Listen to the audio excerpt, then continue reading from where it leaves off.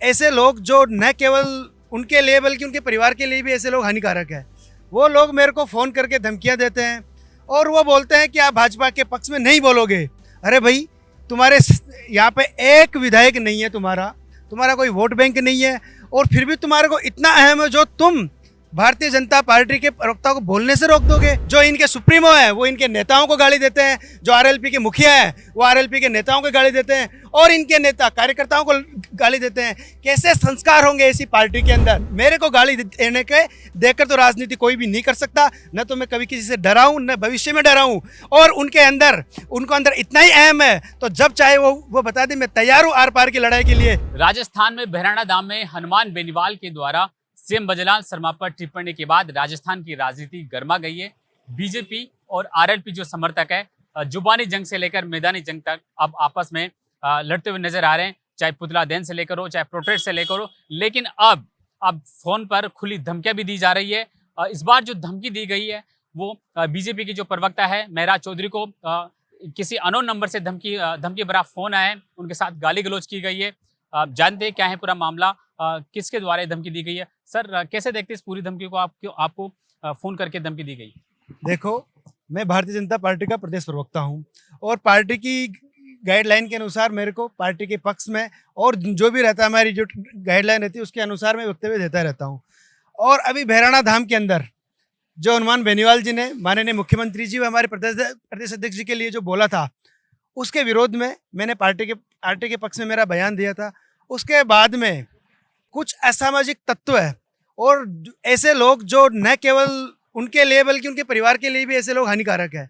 वो लोग मेरे को फ़ोन करके धमकियां देते हैं और वो बोलते हैं कि आप भाजपा के पक्ष में नहीं बोलोगे। अरे भाई, तुम्हारे यहाँ पे एक विधायक नहीं है, तुम्हारा कोई वोट बैंक नहीं है, और फिर भी तुम्हारे को इतना अहम है जो तुम भारतीय जनता पार्टी के प्रवक्ता को बोलने से रोक दोगे। ऐसा कौन सा अहम तुम्हारा है? अभी तुम्हारा कोई जनादेश नहीं है, तुम्हारे को जनता ने कोई जनादेश नहीं दिया है, चारों तरफ से नकार दिया है, और तुम मेरे को धमकी दे रहे हो। और जो मैं एक भारतीय जनता पार्टी का प्रवक्ता हूँ, अच्छा, वो बोल रहे हैं कि तुम क्या कहते हैं, जाट होके क्या कहते हैं भाजपा के पक्ष में नहीं बोलोगे। क्यों भाई? जाटों में क्या कहते हैं? जाट हमेशा किसी के विरोध में थोड़ी ना बोलेगा। तो उनको एक किसान परिवार से निकला हुआ व्यक्ति भारतीय जनता पार्टी का प्रवक्ता बन जाता है, तो यह चीज भी कुछ लोगों को रास नहीं आ रही है। और मेरे संस्कार ऐसे नहीं है, गाली देना मैं भी जानता हूं, और यदि मेरे को गाली देकर ही उनकी राजनीति चमक रही है तो मैं ये तो होने नहीं दूंगा। गाली दो, उनके भी घर में माँ बहन बेटियां होगी, शायद उनके घर वालों ने उनको ऐसे संस्कार नहीं दिखाए होंगे, या उनके संस्कार ऐसे होंगे जो वो भी अपनी माँ बहन बेटियों को गाली देते होंगे। वो दे, अपने घर में दे या अपने घर वालों को दे, या जो उनकी सुनने चाहे वो दे, पर क्या करे उनके देखो ना क्या स्थिति है। एक कौन दे सकता है आपको गाली? कोई आपका दुश्मन है? मेरा कोई दुश्मन नहीं है। आज तक मेरे को कोई ऐसा व्यक्ति मिला ही नहीं जो मेरे को गाली दे, पर जब से मैंने ये वक्तव्य दिया ये गाली दे। अरे मेरा दुश्मन कौन होगा? मेरे को तो कोई जानवर मिल जाता है, और जानवर भी यदि मेरे वो चलता हुआ छींटे लगा देता तो मैं तो उसको भी नमस्कार करता हूँ। तो मेरा तो कौन दुश्मन होगा? तो कौन आपके अनुसार कौन लोग हैं वो जिन्होंने आपको धमकी दी है? जो ये असामाजिक तत्व, जो गुंडे लोग हैं और जिन्होंने माननीय मुख्यमंत्री जी के लिए बोला है, ये वही लोग हैं जो हमेशा कहीं ना कहीं इनका काम ही ऐसा है। अच्छा, देखो ना, इस पार्टी के अंदर इनके नेता, जो इनके सुप्रीमो है वो इनके नेताओं को गाली देते हैं, जो आरएलपी के मुखिया है वो आरएलपी के नेताओं को गाली देते हैं, और इनके नेता कार्यकर्ताओं को गाली देते हैं। कैसे संस्कार होंगे ऐसी पार्टी के अंदर जो भरे मन से अपने कार्यकर्ताओं को चाहे जैसे बोलता है उनके लाते मारता है, और वो कार्यकर्ता हमारे जैसे विपक्ष के जो लोग हैं, और आज हमारे इतनी मेहनत से और पूरे राजस्थान का जन विश्वास जीतकर इस जनसम्मान के साथ भारतीय जनता पार्टी की सरकार राजस्थान के वोटरों ने चुनी है, और उसमें चुने हुए मुख्यमंत्री को ये लोग गालियां बकते हैं, और जब हम उसके विरोध में हमारा एक मर्यादित भाषा में वक्तव्य देते हैं तो किस प्रकार मेरे फोन पे सारी रात लगभग 500-600 फोन आ गए, विदेशों से फोन आ रहे, धमकियां दे रहे हैं। पता नहीं कहाँ इनका अहम है, इनका अहम देखो। और यदि ये जाट होने के नाते ऐसा कर रहे हैं तो मैं इस चीज का खंडन करता हूं। अभी आपने कहा कि आरएलपी के कार्यकर्ता उनके मुखिया से बयानबाजी करते हैं। आरएलपी से आने वाले मुखिया भी हनुमान बेनीवाल की हम बात करें तो वो भी चौधरी हैं और आप भी चौधरी हैं, कैसे देखते हैं?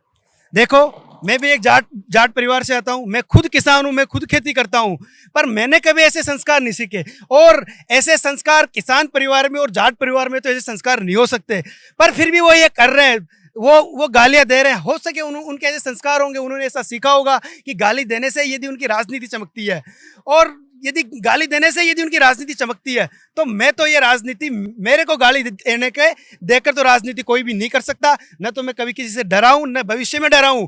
और उनके अंदर इतना ही अहम है, तो जब चाहे वो बता दे, मैं तैयार हूं आर पार की लड़ाई के लिए, पर मैं झुकूंगा नहीं। यदि मेरे को गाली देके वो उनकी राजनीति चमका रहे हैं, तो मैं उसका ईंट का जवाब पत्थर से दूंगा।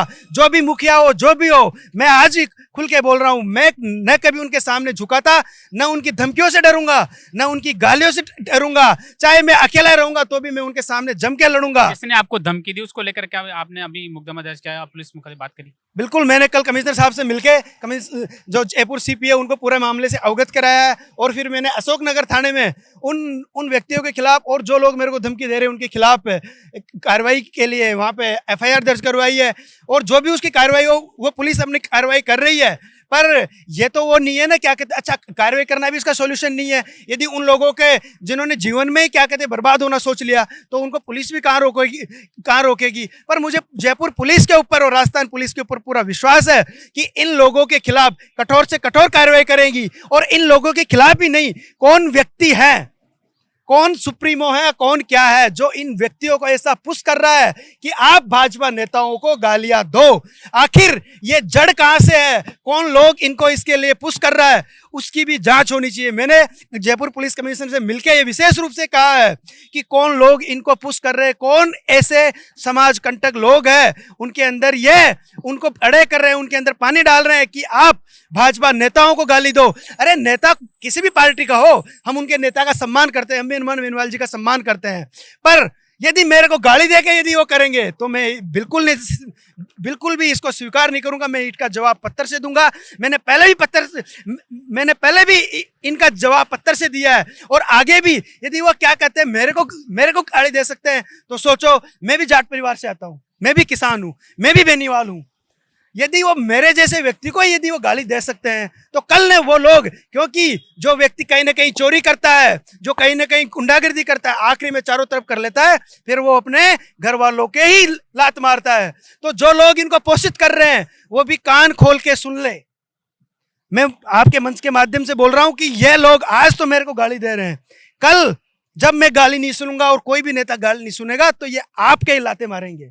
आप इनको पोषित तो कर रहे हो, आप इनको संस्कारवान नहीं बना रहे हो, आप इनको दिशा भ्रमित कर रहे हो। कल ना ये आपके लाते मारेंगे, आपके ही कार्यकर्ता आपके जूते मारेंगे। तो फिर आपको मेरी ये बात आएगी कि खास, क्योंकि कोई भी पार्टी बनती है, कोई भी विचार बनता है, तो एक संस्कार से बनता है, उसका एक विजन होता है, एक मिशन होता है। किसी को दूसरे को नीचा यदि खींच के कोई यदि वो कर रहा है, अपनी राजनीति चमका रहा है, तो वो ज्यादा दिनों की मेहमान नहीं है। राजस्थान की जनता सब देख रही है कि कौन सकारात्मक बातें कर रहा है, कौन बन रहे महल को गिराने की बात कर रहा है। तो ये तो मैं बिल्कुल स्वीकार नहीं करूंगा, और मैं इनके विरुद्ध जितना ज्यादा हो सके मैं पूरी आर पार की लड़ाई लड़ने के लिए मैं तैयार हूं, और मैं लड़ रहा हूं और मैं लड़ूंगा।